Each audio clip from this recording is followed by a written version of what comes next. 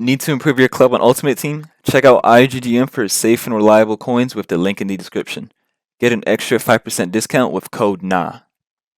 After a long wait, they finally released a patch for things like 71 depth and also other things like cutbacks and finesse shots as well. In this video, I'm going to go over differences and what you can expect in your gameplay in the future after the update releases, and also some other things that you'll see. And first things first, one of the biggest things to notice in this new patch is the fact that there's reduced midfield congestion. This is a huge deal because you can tell in all my tactics videos and any other video that I made, I try my best to work with formations that avoid the midfield. I suggest gameplay that goes through wingers primarily because the midfield congestion is so bad. The AI are just completely dumb. So this right here is probably the biggest difference you'll see in the gameplay so far. This counts as effectively flipping the meta on its head. So a lot of the formations that were good previously aren't going to be as good anymore, not because they're necessarily nerfed, but rather the counterparts previously are going to be good again. So things like the 4-4-2, 4-3-2-1, 4-2-3-1, those are probably going to be the best formations out right now, like without a doubt. I know the 4-3-3-5 became a really good formation as of late, but that formation probably isn't going to be as good anymore because the options it has to offer aren't going to be necessarily required anymore, because you have to remember, I made that formation to cope with midfield congestion by packing as many options in midfield as well, including the striker with a false 9. Hopefully you won't really need that anymore with this reduced midfield congestion change. So that's going to be a huge deal, but obviously it's a matter of what it looks like on gameplay. So let's not get too excited. This might be like a barely patch, you know, if that makes sense. So let's not get too excited. Let's wait for them to drop the update, and then we'll see how the gameplay is, and I'll make formation videos factored in with the new changes. Going over other changes includes the more offensive minded wingbacks, and obviously I'm sure this is pretty self-explanatory. Really all it's saying is that the wingbacks on attacking duties, they're going to track back a lot slower. However, there's a few things that we have to notice exactly to understand what's going on. Now, one, when we look at these videos right here, I'll play them side by side real quick. But when we look at these videos right here, you can see that when the red player loses the ball, he tracks back at a slower rate in the second video. You can tell by the time that the player gets the ball into the box is when the defender is back in his position, and by that point in a gameplay situation, that's too late. He's already got a perfect cross in and he's uncontested. So, however, you have to remember that it says this change significantly lowered the trackback speed of AI teammate wingbacks in 3 and 5 at the back formations. One, it's AI teammates. So if you're using 3 and 5 at the back formations, and you need to track back this player right here, your best shot is to manually control him and sprint him all the way back. Because you can see what they did is it made his track back speed a little bit more reluctant. He's not sprinting all the way back necessarily, rather he's going like at this weird pace. So if you grab him with your own controller and drag him all the way back, you'll still get there in time. And if you know how to defend, for the most part, when you have an attacking fullback, you're probably going to do that either way, just out of habit, you know. And then another thing to keep in mind, that it says 3 and 5 at the back formations. So what I worried about for a moment when I seen this update was, oh shoot, any formation with attacking fullbacks might be in trouble a little bit. No, it's just 3 and 5 at the back formations. So this effectively is a nerf for those formations, because I do know that as of late, those formations are starting to become a meta. I saw a lot of 5 at the back formations in game. So for those formations, they're kind of in trouble. Not necessarily too much in trouble. This is like a coping mechanism type thing, because you can still track back very fast with these formations. It's just you just need to use your controller yourself. You need to use your left stick and drag them back yourself. If you try to let the AI do its work, you're going to be in trouble.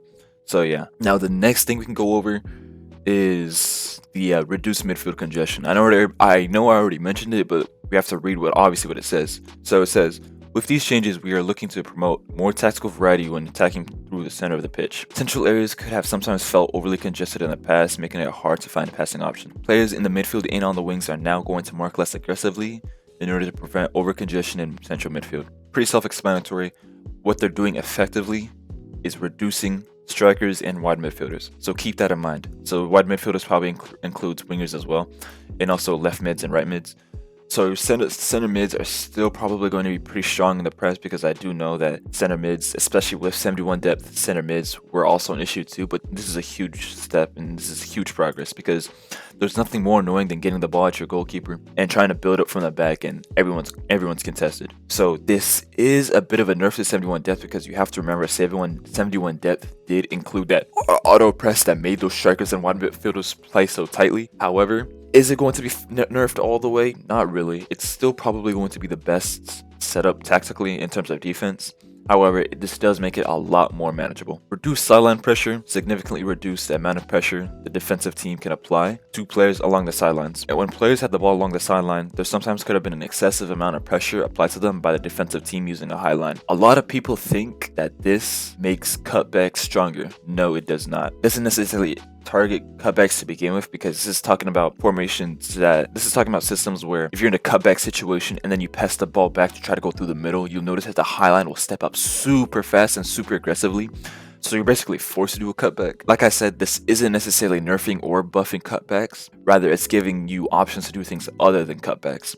So it's basically buffing its counterparts. Obviously, cutbacks are still going to be an option, but it's allowing you to do things other than cutbacks. Because if you've been in a cutback situation, you pass the ball back to a fullback or to a center mid or someone that isn't inside the box, and you pass the ball back, you'll notice that the other team's defensive line will step up very, very aggressively, and that would be really annoying, and it basically forces you to do a cutback the next time you're in that situation. So really all they did was that high line that comes when you pass the ball back, they probably just made it a lot slower. So this is a bit of a 71 depth nerf, because that was one of the highlights of 71 depth, that really aggressive high line. So we have to keep in mind this only says it in sideline pressure. So if you're in the middle of the pitch and then you pass the ball back, they're still probably going to press the ball high. But like I said, progress is better than nothing. So anything possible to decrease 71 depth and its strength, I'll appreciate.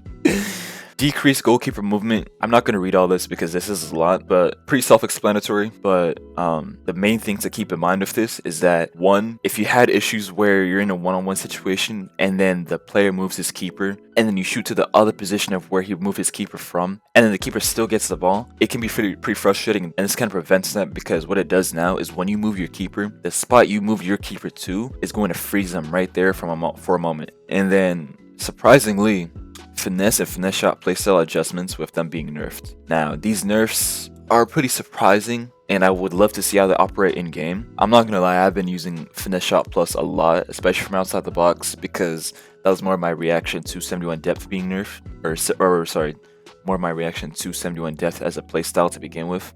I was struggling to get inside the box, so I was shooting from outside the box.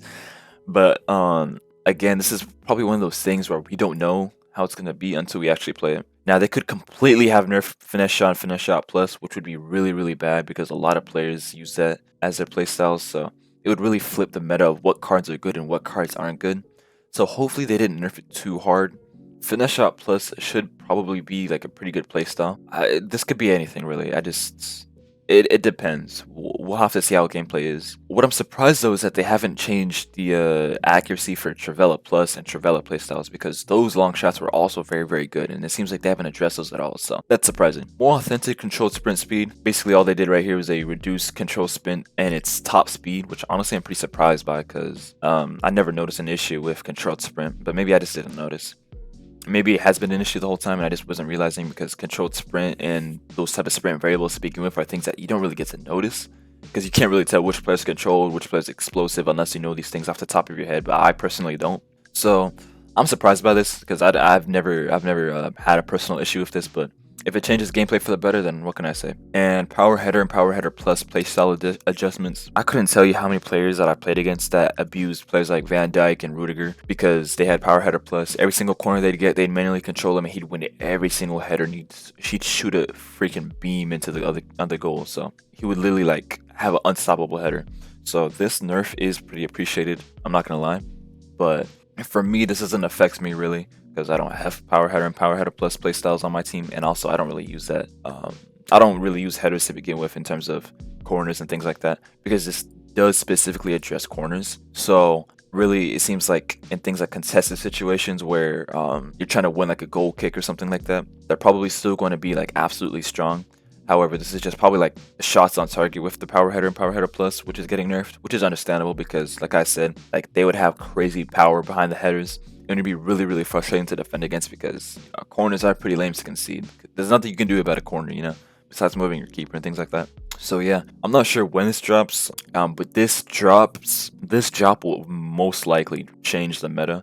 It's very likely it's not going to nerf 71 depth to the ground. It's probably still going to be the strongest thing you can do. However, it does give you other options as well. It means you don't really have to use 71 depth all too much. The game, your defending won't rely too much on 71 depth. You'll see 71 depth is nerfed in areas like the team press and the overload ball pressure. But however, bigger thing that got nerfed was cutbacks, because not necessarily the fact that cutbacks aren't good anymore, but rather there's so many other options in attack now. Since now the issue with midfield congestion is patched, you won't have to worry about things like that. Because you have to understand that with things like cutbacks have been like pretty strong on FIFA for very, very long. Like this is not the first FIFA where cutbacks were very annoying. Cutbacks have been a thing for, I think, since FIFA 21, if I'm being honest. And the best way to nerf cutbacks isn't to do something about the cutbacks, but it's to make sure the attacking options other than cutbacks are still good. And that's why cutbacks are such an issue this FIFA, because attacking through the middle is really, really difficult. So the best way you can nerf cutbacks is to encourage gameplay that aren't cutbacks. And with improved midfield AI and things like that, you're gonna see a major difference. Cutbacks aren't gonna be as annoying anymore, and yeah, can't wait to play it.